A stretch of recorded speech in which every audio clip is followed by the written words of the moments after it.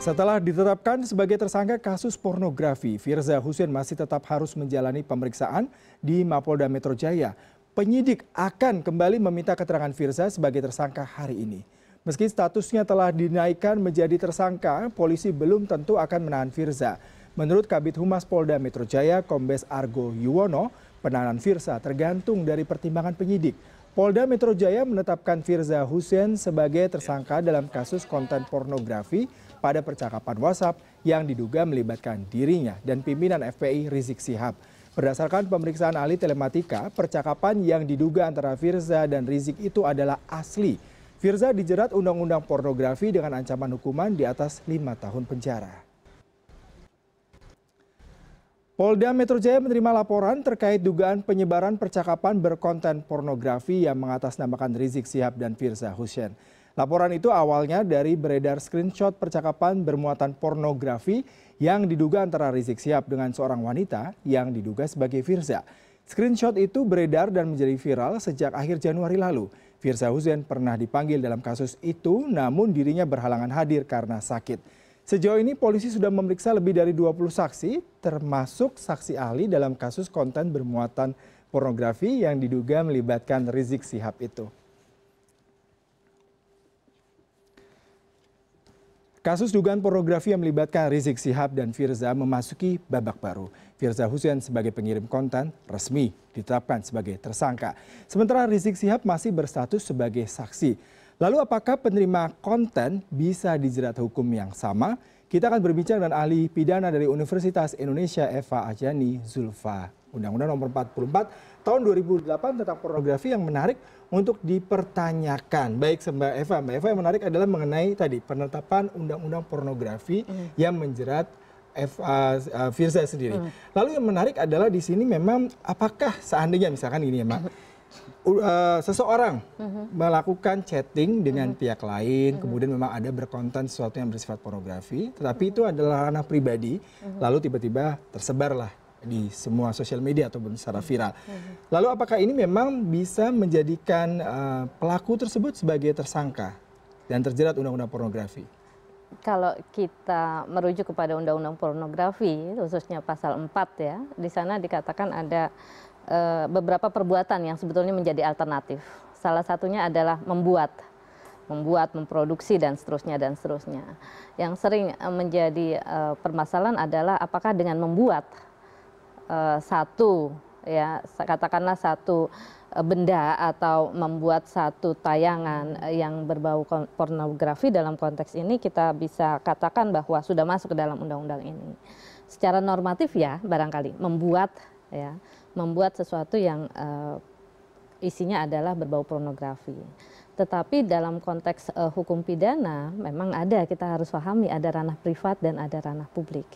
Oleh karena itu, baik kalau kita bicara tentang KUHP, kita bicara juga tentang undang-undang pornografinya, kita bicara juga misalnya dengan undang-undang ITE, yang menjadi unsur yang menentukan adalah apakah kemudian konten pornografi itu disebarluaskan atau tidak. Yeah. Kita bisa pakai katakanlah untuk di muka umum kalau pakai bahasa KUHP-nya ya, atau kita bisa pakai mendistribusikan atau mentransmisikan dalam undang-undang ITE. Jadi itu yang menentukan. Baik, jadi ini adalah tadi memang ada variabel sesuatu yang bersifat privasi ataupun sesuatu yang bersifat publik. Betul. Lalu yang menarik ketika misalkan tadi Anda katakan mentransfer ataupun mendistribusikan, dalam artian ini kan menggunakan WhatsApp, pasti ada transfer informasi dari pihak satu ke pihak lainnya. Anda memperkirakan bahwasanya kasus ini bisa memang menjerat terduga karena dia secara sengaja mentransfer WhatsApp tersebut kepada pihak lain. Ya, saya tidak begitu paham dengan teknologi sebetulnya ya, tetapi pasti semacam kasus screenshot dugaan kuat adalah si pemilik HP tentunya yang akan menjadi tersangka utama dalam satu penyebarluasan atau distribusi sesuatu yang pornografi katakanlah itu.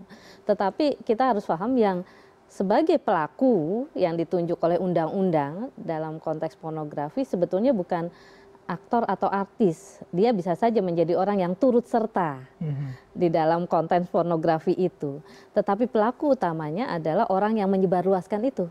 Yeah. Sehingga kalau kita bicara tentang konten pornografinya yang menjadi isu yang utama adalah siapa sesungguhnya pihak yang menyebarluaskan satu katakanlah satu gambar atau satu film atau satu katakanlah seperti tadi percakapan yang berbau pornografi. Undang-undang pornografi sangat detail menyatakan bahwasanya tidak hanya dalam bentuk gambar tapi juga konten percakapan yang berbau asusila bisa menjadikan seseorang tersangka dalam undang-undang pornografi. Lalu yang menarik adalah apabila nih Mbak, seseorang memproduksi sesuatu dengan pihak kedua, kemudian pihak pertama mungkin si wanita ataupun pria menyatakan bahwasanya ini jangan disebarluaskan. Dalam pasal tadi yang saya baca Undang-Undang ITE pasal 6 Undang-Undang Pornografi nomor 4 tahun 2008 dikatakan bahwasanya apabila pihak pertama ataupun kedua menyatakan jangan disebarluaskan, tetapi ada pihak kedua menyebarluaskan, maka si pihak pertama akan terbebas dari jeratan Undang-Undang Pornografi. Apakah begitu? Tadi saya katakan aktor utama adalah orang yang menyebarluaskan, bukan si aktor, bukan orang yang kemudian melakukan konten pornografi atau orang yang melakukan percakapan yang kontennya adalah pornografi, tapi orang yang menyebarluaskan. Sementara siapa yang bercakap itu kan tergantung kepada apakah dia menjadi peserta, ya bahasa hukum pidananya, peserta dalam tindak pidana tersebut. Syarat peserta adalah bahwa ada pengetahuan dan ada kehendak yang sama. Kalau tidak ada pengetahuan dan tidak ada kehendak yang sama dengan si pelaku fisik ini, si orang yang menyebarluaskan tadi, kita tidak bisa katakan dia sebagai pelaku delik. Ya. Gitu. Tadi di awal perbincangan Anda katakan biasanya screenshot dilakukan sendiri oleh si pengguna itu yang sepengetahuan saya yang awam ini. Tersebut, ya, Mbak, ya. Kalau kita melihat mungkin tahun 2010 Mbak Eva ingat ada kasus Ariel dengan video porno yang beredar viral. Kemudian Ariel menyatakan bahwasanya konten ataupun dokumen video porno tersebut hilang meskipun juga dia dikenakan undang-undang pornografi. Lalu Anda melihat apakah nanti si penerima konten tersebut bisa berdalih bahwasanya dia bukan memproduksi, dia memang merequest minta tersebut, tapi bukan dia menyebarluaskan? Dalam undang-undang agak berbeda dengan undang-undang ITE atau KUHP. Seperti tadi yang saya katakan, dalam undang-undang pornografi, terminologi membuat sudah merupakan satu perbuatan atau satu tindak pidana. Oleh karena itu syarat membuat inilah yang kemudian menyebabkan Ariel akhirnya menjadi seorang terpidana dalam kasus ini. Saya tidak tahu apakah itu kemudian dipakai juga di dalam kasus yang sekarang ini. Ya, gitu. Jadi masalahnya kalau berbeda dengan undang-undang ITE maupun KUHP, kata mentransmisikan, mendistribusikan atau menyebarluaskan itu tidak menjadi isu ketika kita bicara soal pornografi.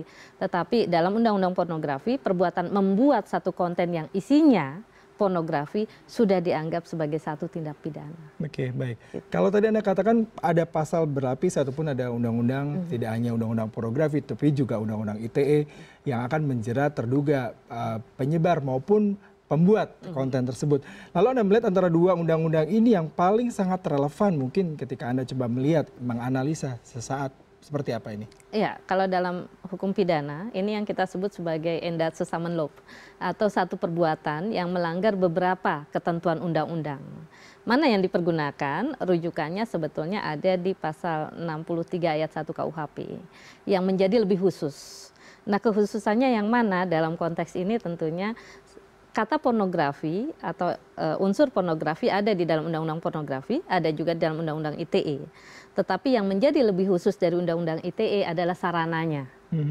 Sehingga dalam asas lex specialis sistematis yang dikenal di dalam hukum pidana, kita bisa menunjuk bahwa undang-undang ITE itu menjadi lebih khusus dibanding undang-undang pornografi. Iya, undang-undang pornografi sangat luas cakupannya ya, bahkan konten, pembicaraan, tidak hanya berbentuk foto, siluet bahkan ya, gambar sesuatu yang bersifat gerak tubuh saja sudah bahkan cukup. Pun bisa membuat seseorang terjerat undang-undang pornografi. Lalu seperti apa sih Mbak memberikan sebuah klarifikasi ataupun sesuatu yang sifatnya sangat lebih awam untuk dimengerti orang itu? Karena undang-undang ini begitu luas cakupannya.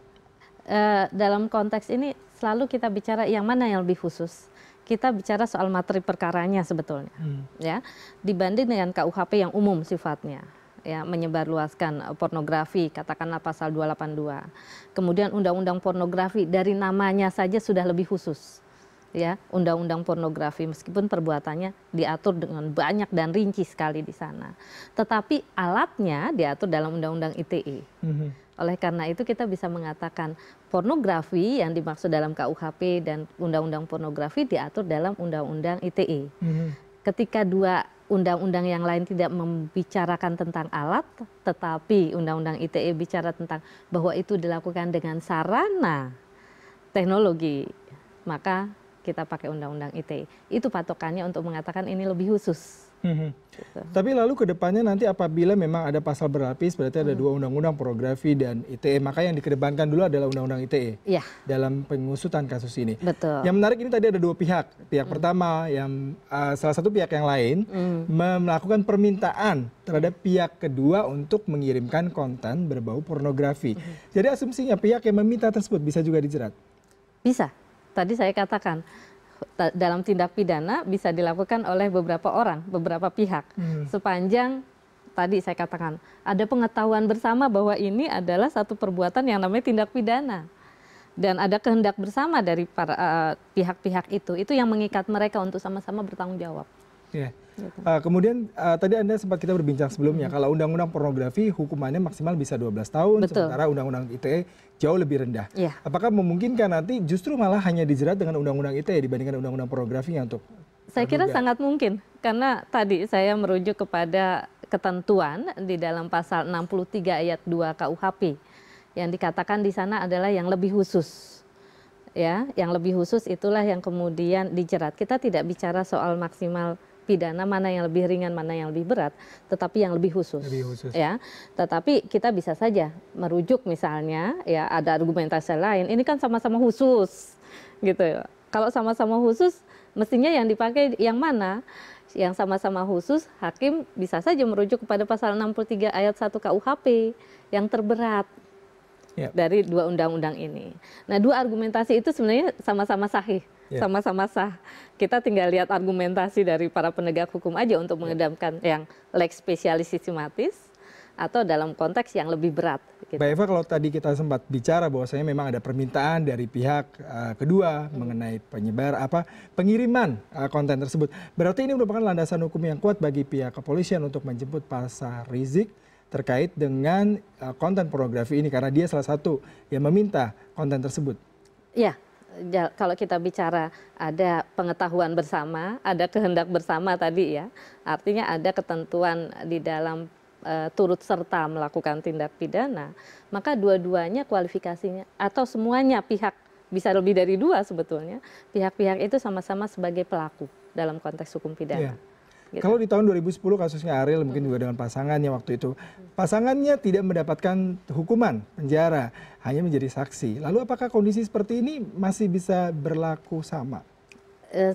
Saya selalu mengatakan tentunya tiap peristiwa, tiap yang namanya peristiwa pidana ada karakteristiknya tersendiri-sendiri ya. Dalam pengertian bagaimana proses pembuktian. Apakah orang ini dianggap sebagai peserta tindak pidana atau dia sebagai orang yang katakanlah tidak dapat dipertanggungjawabkan karena dia hanya semata-mata orang yang disuruh saja, atau ada dasar penghapus pidana yang melekat pada dia, atau ada unsur yang sebetulnya tidak terpenuhi sehingga dia tidak bisa dikatakan sebagai pelaku tindak pidana. Saya tidak tahu dalam kasus Ariel karena kita tidak pernah mendapat penjelasan kenapa kemudian kawan pelakunya ya yang sama-sama dalam perbuatan melakukan tindakan pornografi itu tidak dijerat hal yang sama.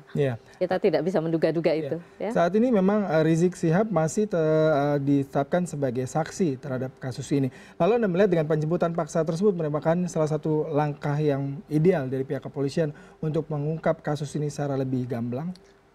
Saya kira kalau sah-sah saja. Ya, petugas penegak hukum ketika dia sudah menemukan adanya bukti permulaan yang cukup dan kemudian bisa menentukan seorang menjadi tersangka, maka istilahnya upaya paksa sebetulnya ya, upaya paksa berupa penangkapan, penahanan itu bisa saja dilakukan. Baik, Mbak Eva ini terakhir ya.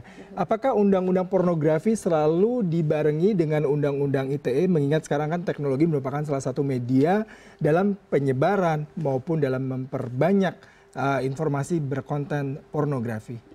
Kalau dikatakan selalu, saya harus hati-hati di sini.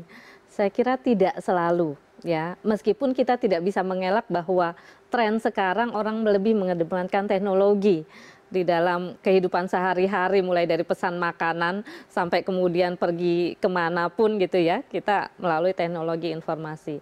Jadi ada kesan seolah-olah pornografi itu juga terkait dengan ITE, padahal pornografi bisa saja berdiri sendiri dalam hal itu tidak menggunakan teknologi yang namanya alat yang namanya teknologi ini.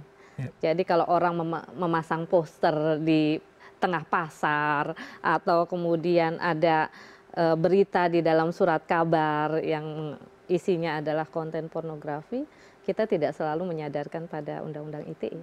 Baik, terima kasih buat perbincangannya kali ini membuka wawasan terkait dengan Undang-Undang Pornografi dan juga ITE. Terima kasih untuk waktunya Mbak Eva Ajani selaku ahli hukum pidana dari Universitas Indonesia.